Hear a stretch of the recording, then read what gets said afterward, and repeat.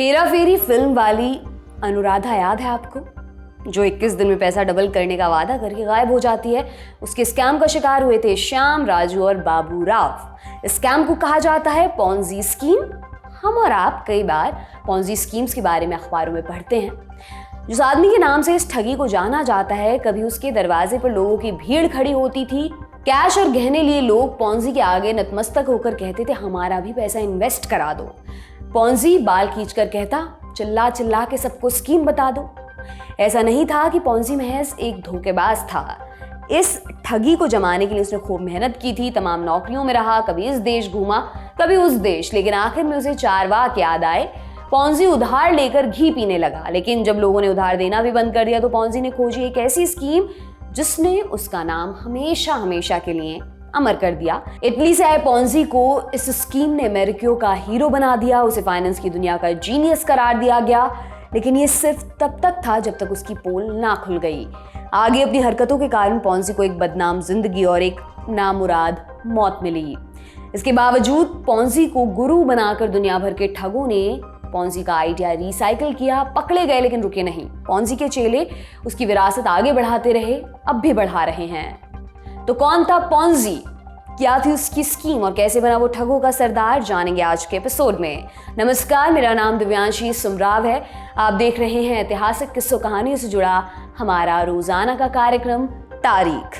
3 मार्च 1882 Italy के एक छोटे से शहर में चार्ल्स पॉन्जी का जन्म हुआ। पॉन्जी की पैदाइश तक उसका परिवार पैसे वाला था, लेकिन जब तक पॉन्जी के खर्च करने की बारी आती पैसे खत्म हो गए। जैसे ही पॉन्जी थोड़ा बड़ा हुआ, रोम चला गया। यहाँ उसने छोटी मोटी नौकरियां की और फिर एक यूनिवर्सिटी में दाखिला ले लिया। हालांकि पढ़ाई में उसका मन कभी नहीं था। पॉन्जी के अपने शब्दों में पैसे खर्च करना उसे दुनिया की सबसे आकर्षक शय लगती थी। वो होटल और बार में वक्त बिताता। इस चक्कर में उसके पास जो थोड़े बहुत पैसे थे वो भी खत्म हो गए। पॉन्जी को यूनिवर्सिटी छोड़नी पड़ी। रोजी कमाने के लिए अब उसके पास दिहाड़ी के अलावा कोई चारा नहीं था, लेकिन मेहनत का काम पॉन्जी करे ऐसा तो हो ही नहीं सकता था। पॉन्जी ने कहा वो सपनों के देश जाएगा। सपनों का देश तब एक ही था, अमेरिका। 15 नवंबर 1903 पॉन्जी अमेरिका के बोस्टन शहर में उतरा। अपनी किस्मत चमकाने लगा। उसने छोटी मोटी नौकरियां करनी शुरू की, लेकिन कहीं भी ज्यादा देर तक वो टिक नहीं सका। हर जगह उसने चोरी चकारी या धोखाधड़ी की कोशिश की, वो निकाल दिया गया। अमेरिका में जब पॉन्जी की दाल नहीं गली तो उसने कनाडा का रुख किया। कनाडा में भी पॉन्जी कुछ खास नहीं कर पाया, लेकिन यहाँ रहते हुए उसे वो आइडिया मिल गया जो उसकी जिंदगी बदलने वाला था। कनाडा में पॉन्जी को जेरोसी नाम के एक बैंक में असिस्टेंट की नौकरी मिली। यहाँ पॉन्जी को अपना पहला गुरु मिला। वो कैसे? जेरोसी बैंक की खास बात थी कि ये जमा की हुई रकम पर 6% ब्याज देता था, बाकी बैंक 3% देते थे। बैंक के ज्यादातर कस्टमर इतालवी अप्रवासी थे जो आसानी से इस झांसे में आ गए। जल्द ही उन्हें एहसास हुआ कि एक स्कैम है। बैंक का मालिक नए खातों से पैसे लेकर पुराने ग्राहकों को दे देता था। इस तरह कई साल तो ये ठगी चलाता रहा, लेकिन फिर एक रोज उसकी पोल खुल गई। जेरोसी पैसा लेकर मेक्सिको भाग गया। पॉन्जी ये सब कुछ देख रहा था। बैंक को डूबते देख उसने सोचा क्यों ना कुछ मलाई उसे भी मिल जाए। उसने बैंक के नाम से $423 का एक फर्जी चेक बनाने की कोशिश की और इस चक्कर में पकड़ा गया। उसे 3 साल की सजा हुई। पॉन्जी ने हालांकि इससे कोई सबक नहीं सीखा। जेल से निकलकर वो अमेरिका पहुंचा, फिर अपनी हरकतें उसने शुरू कर दी।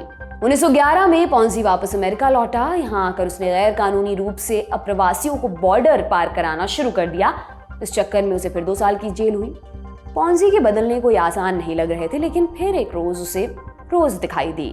स्टेनोग्राफर का काम करने वाली ये लड़की पॉन्जी को पहली नजर में भा गई। प्यार में पड़ा पॉन्जी रोज के लिए कुछ भी करने के लिए तैयार था। उसने रोज से शादी की और कुछ वक्त के लिए अपने टेढ़े मेढ़े धंधे बंद कर दिए। उसने रोज के पिता के धंधे में हाथ बटाना शुरू कर दिया, लेकिन किस्मत को शायद कुछ और ही मंजूर था। ये धंधा 1 साल में ठप पड़ गया। पॉन्जी ने कुछ और धंधों में हाथ आजमाया, लेकिन कहीं उसकी दाल नहीं गली। अंत में पॉन्जी ने सोचा बहुत हो गया, वो बिजनेस का अपना अलग रास्ता इजाद करेगा। पॉन्जी ने जो बिजनेस बनाया वो पॉन्जी स्कीम के नाम से हमेशा के लिए फेमस हो गया। तो क्या है ये पॉन्जी स्कीम? चार्ल्स पॉन्जी का नाम आपने सुना हो या ना सुना हो, इतना तय है कि इस स्कीम या जिसे स्कैम कहना चाहिए उसके बारे में आपने जरूर सुना होगा। मोटा माटी समझिए कि पॉन्जी स्कीम होती क्या है। अंग्रेजी में इस धोखाधड़ी के लिए एक सिंपल सी कहावत है, रॉब पीटर टू पे पॉल, यानी पीटर को लूटो और पॉल को चुका दो। और आसानी से समझने के लिए मान लीजिए एक रोज आपके शहर में लल्लन आया। लल्लन ने एक इन्वेस्टमेंट स्कीम शुरू की। उसने वादा किया कि अगर आप उसे पैसा दें तो वो आपको 12% इंटरेस्ट देगा। 12% इंटरेस्ट सुनकर आप लल्लन के पास पैसा जमा कराए। शुरुआती महीनों में आपको 12% ब्याज मिलने भी लगा। अब जैसे ही आपको ब्याज मिला, आपने अपने दोस्तों को बताया, बात फैलती गई और आखिर में लल्लन के पास ढेर सारे इन्वेस्टर हो गए। अब लल्लन करता क्या, नए कस्टमर से जो पैसा आता उसे पुराने कस्टमर को ब्याज की रकम दे देता। अब आप पूछेंगे, अगर लल्लन कहीं से कमा नहीं रहा तो ऐसे कब तक वो ब्याज देता रहेगा? तो इसी में छिपी इस स्कीम की कुंजी। एक पॉन्जी स्कीम सिर्फ तब तक चल सकती है जब तक उसमें नए कस्टमर जुड़ते जाएं। हालांकि अंत में लल्लन का डूबना तय है, लेकिन तब तक वो लाखों लोगों का पैसा डकार चुका होगा और किस्मत ने साथ दिया तो लंदन यूरोप में आराम की जिंदगी काटेगा। किस्मत सही नहीं हुई तो पकड़ा जाएगा और जेल होगी। यही पॉन्जी के साथ भी हुआ, लेकिन उससे पहले पॉन्जी ने लंबे समय तक काफी मौज काटी। अब जबकि आपको समझ आ गया होगा कि पॉन्जी स्कीम काम कैसे करती है, जानते हैं कि पॉन्जी ने इस स्कीम का कौन सा कलेवर अपनाया था? इस सब की शुरुआत हुई थी एक स्टाम्प कूपन से। क्या था ये कूपन? दरअसल 1906 में यूनिवर्सल पोस्टल यूनियन नामक संस्था ने इंटरनेशनल रिप्लाई कूपन या IRC नाम के कूपन की शुरुआत की। यूनिवर्सल पोस्टल यूनियन संयुक्त राष्ट्र की एक संस्था है जो सदस्य देशों के बीच डाक नियमों को तय करती है। इंटरनेशनल रिप्लाई कूपन क्या था? मान लीजिए आपने अमेरिका तक एक डाक भेजी और आप उसका जवाब भी चाहते हैं, लेकिन आपको लगता है कि जवाब देने वाले को अपने पैसे खर्च ना करने पड़े, तो आप अपनी डाक के साथ एक IRC भेज देते हैं। अमेरिका वाला बंदा IRC के एवज में स्टाम्प खरीद सकेगा और इस तरह उसे अपनी तरफ से पैसे खर्च करने नहीं पड़ेंगे। पॉन्जी ने इसी IRC से बिजनेस बनाने की सोची। साल 1919 के आसपास की ये बात है। पॉन्जी नए बिजनेस की तलाश में था और इस चक्कर में वो यूरोप की कंपनियों को चिट्ठी भेजा करता था ताकि वो उसके बिजनेस में पैसा इन्वेस्ट कर सकें। ऐसी एक चिट्ठी के जवाब में पॉन्जी को साथ में नथी एक IRC कूपन मिला। कंपनी के साथ बिजनेस तो शुरू नहीं हुआ, लेकिन इस IRC कूपन से पॉन्जी को एक आइडिया जरूर मिल गया। और क्या था वो आइडिया? कम में खरीदो, ज्यादा में बेचो। पॉन्जी को एहसास हुआ कि अलग अलग देशों में IRC के मूल्य में अंतर था। इसे ऐसे समझिए, मान लेते हैं भारत का रुपया अमेरिकी डॉलर का आधा, यानी $1 में 2 रुपए आते हैं। अब आपने भारत से IRC खरीदा, $1 में उसे अमेरिका भेज दिया। अमेरिका में IRC के बदले $1 का पोस्ट स्टाम्प मिलेगा। अगर आप इस पोस्ट स्टाम्प को बेचें तो आपको दोगुना मुनाफा होगा। यही पॉन्जी का बिजनेस आइडिया बना। वर्ल्ड वॉर 2 के बाद यूरोप में मुद्राएं डॉलर के मुकाबले कमजोर हो रही थी।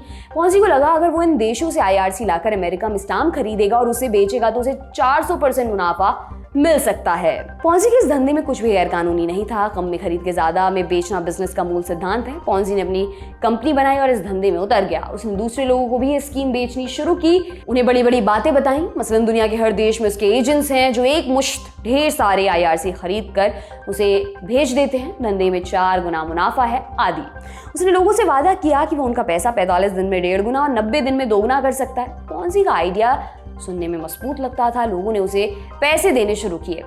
पहले कुछ इन्वेस्टर्स को 45 दिन में 1.5 गुना पैसा मिला भी। ये सुनकर पॉन्जी के ऑफिस के आगे लोगों की भीड़ लग गई। बॉस्टन पोस्ट नाम के एक नामी गिरामी अखबार ने उसे जीनियस बता दिया। जल्दी पॉन्जी अमेरिका का नामी गिरामी इंसान बन गया। कभी कौड़ियों को तरसने वाला पॉन्जी अब हर महीने करोड़ों में खेल रहा था। उसके सपने सच हो चुके थे। वो महंगी गाड़ियों में घूमने लगा, अच्छे कपड़े, महंगी दारू, सब उसको हासिल था। जिस कंपनी में वो पहले काम करता था, टशन दिखाने के लिए उसने उसको भी खरीद लिया, सिर्फ इसलिए ताकि उसके मालिक को बर्खास्त कर सके।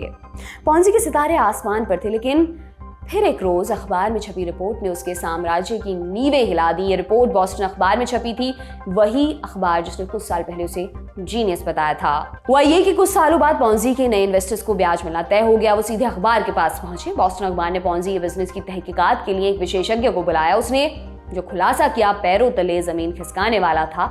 तहकीकात में पता चला कि पॉन्जी जिसे बिजनेस आइडिया बता रहा था वो प्रैक्टिकल ही नहीं था।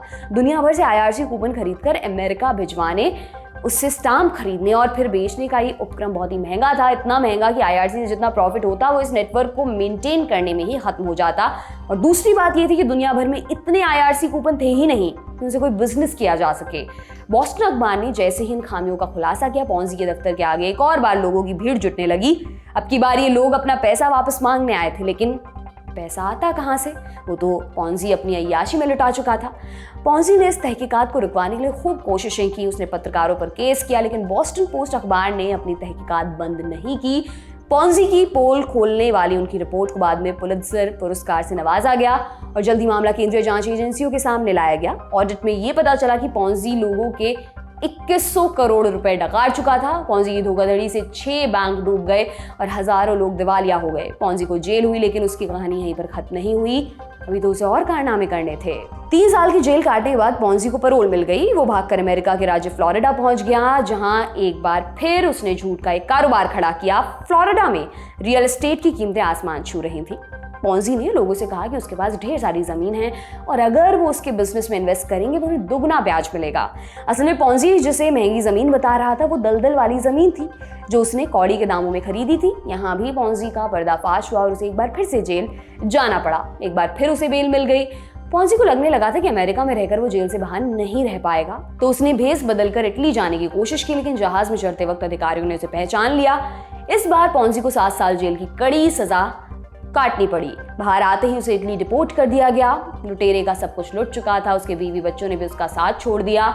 दूसरे विश्व युद्ध के दौरान पॉन्जी इटली से ब्राजील गया। अपने आखिरी दिन मुफलिसी में गुजारने के बाद एक सरकारी अस्पताल में उसकी मौत हो गई और वो साल था 1949 का।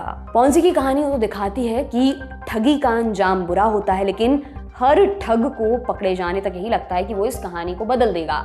पॉन्जी के बाद उसके चेलों ने ऐसी कई स्कैम चलाए। भारत की बात करें तो Saradha chit fund scam Ponzi scheme का सबसे बड़ा उदाहरण है। और इसी के साथ आज का तारीख यहीं पर समाप्त होता है। ये एपिसोड आपके लिए लेकर आए थे हमारे साथी कमल भट्ट। देखते रहिए दी लल्लन टॉप। शुक्रिया।